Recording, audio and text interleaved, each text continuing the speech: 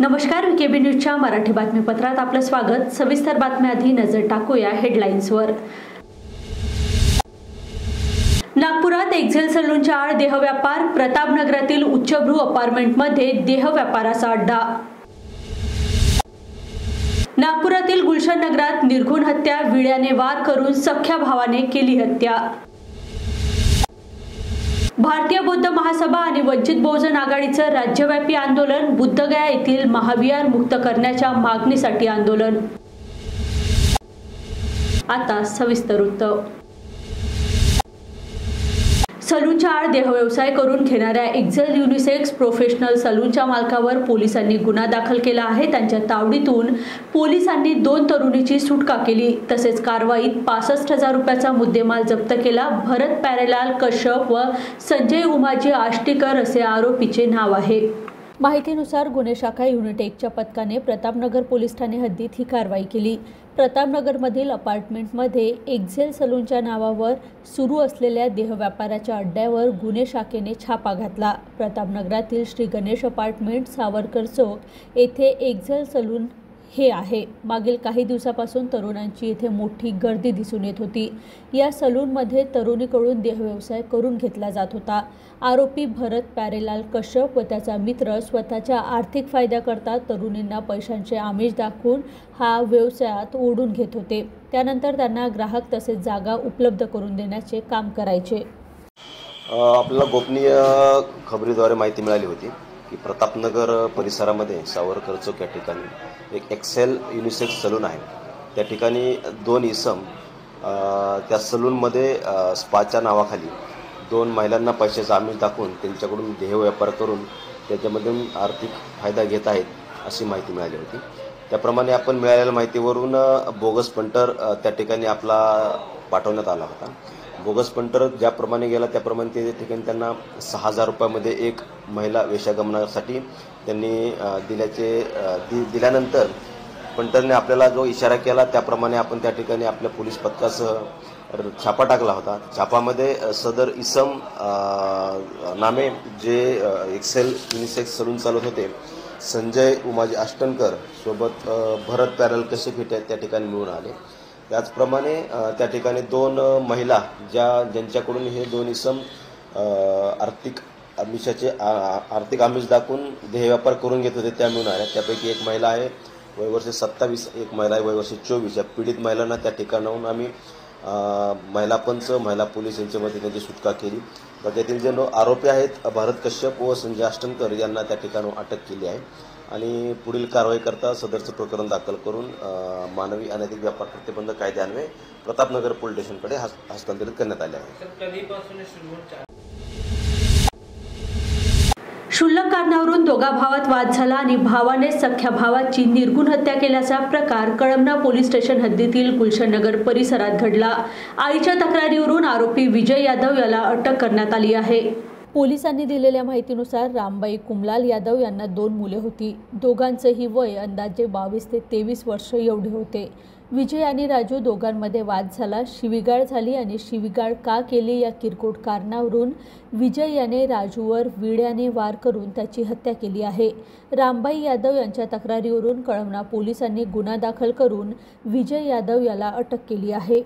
काल Kalamna police station हद्दीमध्ये गुलशननगर भागात राहणारे रामबाई कुमलाल यादव यांची 2 मुले विजय आणि राजू यांच्यामध्ये शाब्दिक बाचाबाची झाली, त्या वाद झाला आणि त्याच्यामध्ये विजय यादव यांनी त्याचा भाऊ राजू यास विड्याने मारहाण केली। त्यामुळे तो जखमी झाला। त्यास पुढील उपचारकामी मे हॉस्पिटलमध्ये भरती करण्यात आले होते। उपचारादरम्यान त्याचा मृत्यू झाला। त्यानंतर रामबाई कुमलाल यादव यांच्या तक्रारीवरून गुन्हा दाखल करण्यात आलेला आहे आणि सदर गुन्ह्यामध्ये आरोपी विजय यास तात्काळ अटक करण्यात आलेली आहे आणि पुढील तपास वरिष्ठांच्या मार्गदर्शनाखाली सुरू आहे। दोघं जवळपास 22 ते 30 वयोगटातील आहेत आणि किरकोळ कारण घरामध्ये जेवायला बोलले त्या कारणावरून त्यांनी शिवगाळ केली. ती शिवगाळ का केली असे म्हणून त्यांनी त्याला विळ्यानं मारहाण केली आहे आणि त्यामुळे तो जखमी झालेला आहे. बुद्धगया येथील महाबोधी महाविहार म्हणजेच भारतासह जगभरातील बौद्धाचे प्रमुख तीर्थक्षेत्र आहे. या महाबोधी महाविहाराचे व्यवस्थापन बौद्धाच्या ताब्यात नाही ते बौद्धांच्याच ताब्यात असावे यासाठी राज्यव्यापी आंदोलन सुरू आहे. नागपुरातही भारतीय बौद्ध महासभा वंचित बहुजन आघाडीच्या वतीने संविधान चौकात डॉक्टर बाबासाहेब आंबेडकर यांच्या पुतळ्यासमोर आंदोलन करण्यात आले.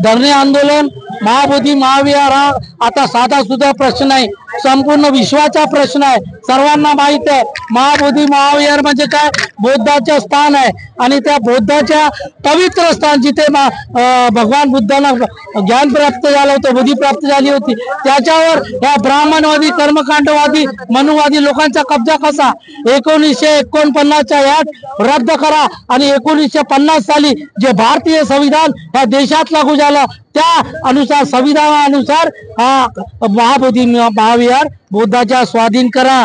लढाई किती संघर्ष किती जुना असो, लाखोचे मोर्चे निघाले, जेलभरो आंदोलन झाले, तरी पण आम्ही शेवटपर्यंत श्वास असल्यापर्यंत बौद्धाच्या आत्मसन्मानाची लढाई, बौद्धाच्या अस्तित्वाची लढाई, बौद्धिझमच्या हक्काची लढाई आम्ही लढत राहू. आणि आता ये तो अभी झाकी आहे, बाकी पिक्चर बाकी आहे. आता घेऊया एक छोटासा ब्रेक.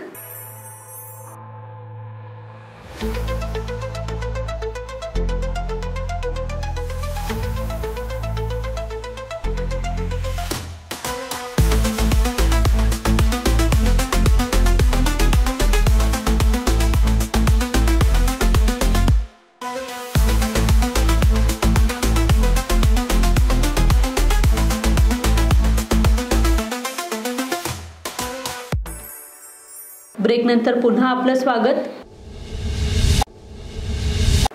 नागपूर शहरात अनेक नागरिक विविध उद्यान किंवा अन्य आरक्षित जागेवर घरे बांधून राहत आहे. ही घरे गुंठेवारी अधिनियम अंतर्गत नियमितीकरण करण्याबाबत शासनाने निर्णय घेतला असून यांचे अधिकार नागपूर सुधार प्रन्यासला देण्यात आले आहे. पूर्व नागपूरचे आमदार कृष्णा खोपडे यांनी सभागृहात या संदर्भात लक्षवेधी सूचना मांडली होती. नागपूर शहराच्या गुंठेवारी अंतर्गत आज महत्वपूर्ण शहराच्या लगभग 5 लाख नागरिकांना जे ओपन स्पेसवर पार्कच्या जागेवर 40-50 वर्षापासून घरे बनवून राहत आहे, त्यांच्या प्रश्न नियमितीकरणाच्या माध्यमातून हा प्रश्न सुटावा, त्या दृष्टिकोनातून आज महाराष्ट्र विधानसभेमध्ये लक्षवेधी क्रमांक 2च्या माध्यमातून आज हा प्रश्न निकाली निघाला आणि सरकारने 5/3/2025 रोजी सभापती नागपूर शहर यांना पत्र पाठवून का कलम 3.1 आणि 5.1च्या अंतर्गत नियमितीकरणाची कारवाई आपण करावी. कारण 2000 मध्ये आपला नागपूर शहराचा डीपी तयार झाला, त्याच्या अगोदरपासून नागरिक त्या ठिकाणी राहत आहे आणि सगळी डेव्हलपमेंटची कामं झालेली आहे. गुंठेवारी कायद्याच्या अंतर्गत नागरिकांनी 1000 रुपये नंतर 3000 रुपयाची फीस सुद्धा एनआयटीने स्वीकारलेली आहे. आणि म्हणून आज उपमुख्यमंत्री महोदयांनी सभागृहामध्ये उत्तर देताना सांगितलं का हे सगळे अधिकार आम्ही नागपूर सुधार प्रन्यासला देतो आहे, तसं पत्रही आम्ही पाठवलं आहे आणि तशा प्रकारचे आदेश बी आज सभागृहामध्ये दिले. दुसरं, नागपूर शहरामध्ये आणखीन फार मोठ्या प्रमाणात किरकोळ आरक्षण आहे, ते आरक्षण बी हटावं आणि महाराष्ट्र सरकारने 14/8/2013 रोजी अडारी एक उपसंचालक यांच्या अध्यक्षतेखाली एक समिती गठीत केली होती आणि अडारी समितीने 2013 ते 2015च्या दरम्यान 13,189 आरक्षण त्यांनी नागपूर शहराचे हटवले आणि त्या काळामध्ये आज 10 वर्ष होऊन गेले आहे आणि पुन्हा किरकोळ आरक्षण हे फार मोठ्या प्रमाणात आहे. लोक त्या ठिकाणी राहत आहे. ते गुंठेवारी कायदा 2001 आणि आता 2020 अंतर्गत ते नियमितीकरणास पात्र आहे आणि म्हणून विधानसभेच्या पटलावर आज त्या संदर्भात एक समिती बनावी आणि लोकांना राहत देण्याची माग त्या ठिकाणी केली.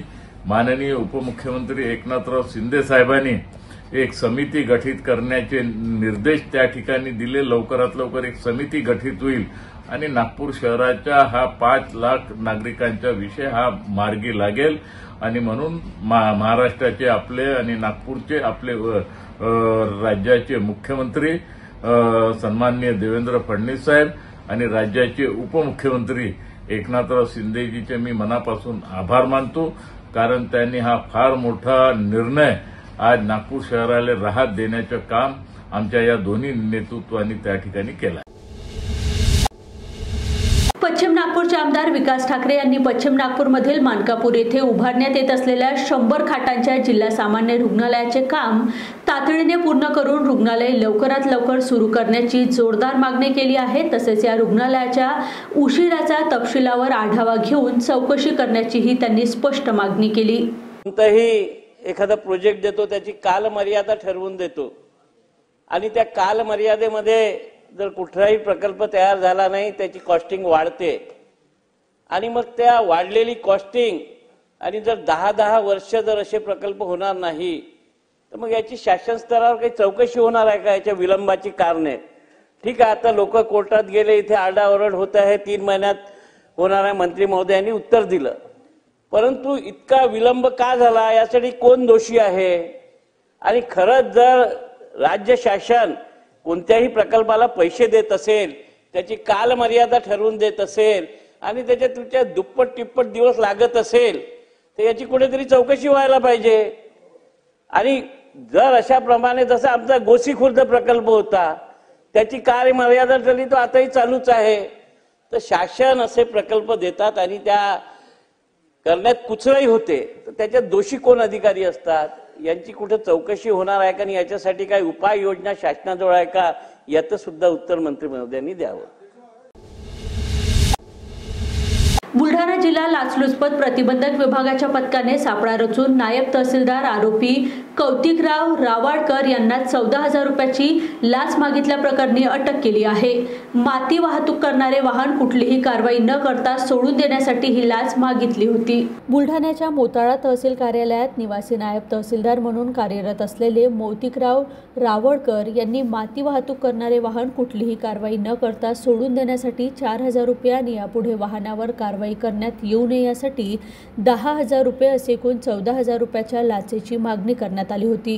त्यावरून बुलढाणा जिल्हा लाचलुचपत प्रतिबंधक विभागाच्या पथकाने सापळा रचला असता आरोपी कौतिकराव रावडकर यांना संशय आल्याने त्यांनी ही रक्कम स्वीकारली नाही. मात्र त्यांनी लाचेची मागणी केल्याप्रकरणी लाचलुचपत प्रतिबंधक विभागाने त्यांच्यावर गुन्हा दाखल करून अटक केली आहे. आज रोजी आम्ही तहसीलदार मोताळा तहसील कार्यालय येथून निवासी नायब तहसीलदार श्री रावळकर यांना ताब्यात घेतलेला आहे. त्यांनी आमच्याकडे अशी तक्रार प्राप्त झाली होती त्यांच्या विरोधात मातीची गाडीचा टिप्पर चालवण्यासाठी आणि सोडलेला टिप्परचा मोबदला म्हणून 4,000 आणि महिन्याला एका गाडीचे 10,000 असे 14,000 लाच मागणी होत असल्याबाबत तक्रार प्राप्त झाली होती. त्या अनुषंगाने आम्ही 13 फेब्रुवारी 2025 रोजी श्री रावळकर निवासी नायब तहसीलदार मोताळा यांची मोताळा तहसील कार्यालय येथे पडताळणी केली असता त्यांनी 14,000 रुपये लाच मागणी केली पडताळणीप्रमाणे. बीडमधील अनेक गुन्ह्यामधील फरार आरोपी सतीश उर्फ खोक्या भोसले याने अटकेपूर्वी प्रसारमाध्यमांशी बातचीत केली होती. अनेक दिवस पोलीस त्यांच्या शोधात होते. पोलीस त्याला पकडण्यात असमर्थ ठरत असताना खोक्याने प्रसारमाध्यमांना बाईट दिले. यावरून आमदार रोहित पवार म्हणाले, गुन्हेगार प्रसारमाध्यमांशी बोलतात पण पोलिसांना सापडत नाही. हा सरकारचा अजब कारभार आहे. बघा, आता तो जो खोक्या भोसले का कोण जो मुलगा आहे, पूर्वी पैसे त्याच्या गाडीमध्ये लाखो रुपये आपल्याला दिसले होते, ते व्हिडिओ बघितलेत म्हणून तो त्याला खोका म्हणतात असं मला कळालेलं आहे. आता त्या खोक्याच्या घरी गांजासुद्धा मिळालेला आहे. आता हा जो खोक्या माणूस आहे तो मीडियाला बाईट देतो पण पोलिसांना सापडत नाही. अरे गजबच कारभार आहे. इथं तुम्ही एका नेत्याचा मुलगा बँकॉकला चालला होता, त्याला वळून तुम्ही परत आणलं. त्याच्याचबरोबर इथं एक सामान्य पत्रकार, सामान्य लोकांचा आवाज म्हणून तो लढत होता, त्याला तुम्ही जेलमध्ये टाकलं. मात्र इतर जे गुन्हेगार आहेत ते मीडियाशी बोलतायत, बोलू शकतात, पण पोलिसांना सापडत नाही. गजबच कारभार या सरकारचा असं आपल्याला म्हणावं लागेल. आयुर्वेदिक उपचार केंद्रावरील महिलांचे व्हिडिओ काढून ब्लॅकमेलिंग करणाऱ्या टोळीला पुणे पोलिसांनी बेड्या घातल्या आहे. पुण्यातील धनकवाडी भागातील आयुर्वेदिक केंद्रावर हा धक्कादायक प्रकार उघडकीस आला होता. 1 तास उपचार घ्यायचे आहे असं सांगून आरोपीने महिलेला अंगावरील टॉप काढायला भाग पाडले होते. पुण्यातील धनकवडी भागात एक आयुर्वेदिक उपचार केंद्र आहे. या केंद्रावर उपचार घेण्यासाठी 2 जण आले होते. तिथे मसाज करण्यासाठी महिला होत्या. आपल्याला तिळाच्या तेलाने मसाज करायची आहे असं त्यांनी सांगितलं. मी एका पक्षाचा अध्यक्ष आहे, मी सांगेन तसं केलं नाही तर तुमचं उपचार केंद्र बंद करेन अशी धमकीही त्यांनी दिली. त्यानंतर मसाज करणाऱ्या महिलेला तिचा टॉप काढून मसाज करायला भाग पाडले. मसाज करत असताना त्यांनी त्या महिलांचे व्हिडिओही काढले. त्यानंतर तिथे आणखी 2 जण आले. आत्ताच्या आत्ता आम्हाला 20,000 रुपये द्या अशी मागणी केली. नाही दिले तर मसाज करतानाचे व्हिडिओ आम्ही व्हायरल करू अशी धमकी दिली. त्यावेळी त्या उपचार केंद्रावर तेवढे पैसे नव्हते. मग त्या लोकांनी गल्ल्यात असलेले 800 रुपये घेऊन तिथून पळ काढला. त्यानंतर याबाबतची तक्रार पोलिसात दाखल करण्यात आली. पोलिसांनी ब्लॅकमेलिंग करणाऱ्या टोळीला अटक केली आहे. ॲक्च्युली आमच्याकडे याच्यातल्या ज्या फिर्यादी आल्या त्यांचं एक आयुर्वेदिक उपचार केंद्र आहे. त्याच्यामध्ये 3/2/25 रोजी 2 जण आले उपचार करून घेण्याच्या बहाण्याने आणि त्यांना सांगितलं की म्हणजे तिथं महिला मसाज करायला होत्या, त्यांना सांगितलं की आम्हाला तिळाचं तेल मसाज करून द्या वगैरे. तर त्या पद्धतीनं त्या करायला लागल्यावरती त्यांना धमकावलं की मी सांगतो त्या पद्धतीनं जर तू उपचार नाही केला तर मी एका पक्षाचा अध्यक्ष आहे आणि त्या पद्धतीनं उपचार नाही केला तर तुझं हे उपचार केंद्र बंद करून टाकेन असं त्यांना सांगितलं. आणि तिला वरचे कपडे काढून तो मसाज वगैरे करायला लावला. आणि तो मसाज झाल्यानंतर परत थोड्या वेळाने 2-3 जण आले आणि त्यांनी सांगितलं की 20,000 रुपये दे, नाहीतर तू मगाशी मसाज करतानाचा आम्ही व्हिडिओ रेकॉर्डिंग केलेला आहे तो आम्ही व्हायरल करू अशी तिला धमकी दिली. आणि त्याचबरोबर त्यांनी त्यांच्याकडे पैसे नव्हते तर त्यांच्या काउंटरमध्ये जे 800 रुपये होते ते घेऊन हे 3 जण फरार झाले होते. तर त्यानुसार त्या इस्मानविरुद्ध सहकारनगर पोलीस स्टेशनला 94/25 BNS 23च्या अंतर्गत 308-2-309-4 74-119-115-2-352-351-2-3-5 प्रमाणे म्हणजे थोडक्यात जुन्या कलमानुसार 384, 392, 323, 354, 504, 509, 504, 506, 34 प्रमाणे गुन्हा दाखल करण्यात आलेला आहे. आणि हा गुन्हा दाखल झाला त्यावेळेला ह्या इस्मानची तेवढी माहिती नव्हती आम्हाला. तर CCTV फुटेज पण मिळणं त्याच्यामध्ये अवघड होतं कारण त्या म्हणजे त्या आयुर्वेदिक उपचार केंद्रातलं CCTV फुटेज जे होतं ते 20 दिवसाचं, त्याच्याकडे 15 दिवसाचं स्टोरेज होतं. त्यामुळे थोडंसं हे कॉम्प्लिकेटेड मॅटर होतं. पुणे जिल्ह्यातील भोर तालुक्यात असणाऱ्या नीरा नदीत एका प्लॅस्टिकच्या गोणीत तरुणाचा मृतदेह आढळला होता. या घटनेचा तपास लावण्यात पुणे पोलिसांना यश आलं आहे. प्रेमात अडथळा ठरणाऱ्या पतीचा प्रियकराच्या मदतीने पत्नीनेच काटा काढला असल्याचा धक्कादायक प्रकार पुणे येथे समोर आला आहे. 2 दिवसांपूर्वी राजगड पोलीस स्टेशनच्या हद्दीमध्ये जे आपली बॉर्डर आहे पुणे जिल्हा आणि सातारा जिल्हा ही जी नॅचरल बॉर्डर आहे नीरा नदी, त्या नीरा नदीमध्ये एक बांधलेल्या अवस्थेत पुरुष जातीचा मृतदेह हा आढळून आला होता. त्या मृतदेहाचा तपास केला असता तो मृतदेह लोहारा जिल्हा धाराशिव इथल्या एका व्यक्तीचा होता असं निदर्शनास आलं. आणि मग त्याच्यावरनं पुढे तपास केला असता असं लक्षात येत आहे की त्याच्यामध्ये त्याची पत्नी आणि तिचा प्रियकर त्या दोघांनी त्या व्यक्तीचा गळावरून खून केला आणि ती बॉडी जी आहे ती त्या नदीमध्ये फेकून दिली. त्यामध्ये आम्ही रात्रीतूनच ती संबंधित महिला म्हणजे त्या मयत व्यक्तीची पत्नी आणि तिचा प्रियकर, मयत व्यक्तीच्या पत्नीला पुण्यातून तर तिच्या प्रियकराला अंडूर जिल्हा धाराशिव इथून आम्ही अटक केलं आणि त्यांना आज कोर्टात हजर केलं. त्या दोघांची आपण 17 तारखेपर्यंतचा पोलीस कस्टडी रिमांड हा आम्हाला प्राप्त झाला. कारण काय? प्रायमा फेसी जो आम्ही तपास करतोय त्याच्यामध्ये असं निदर्शनास येते की अनैतिक संबंधांमधनं हा खून झाला असावा. पुढील तपासाआधी त्याच्यामध्ये अजून काही निष्पन्न होत आहे ते बघावं. मृतदेहाची ओळख कशी होती?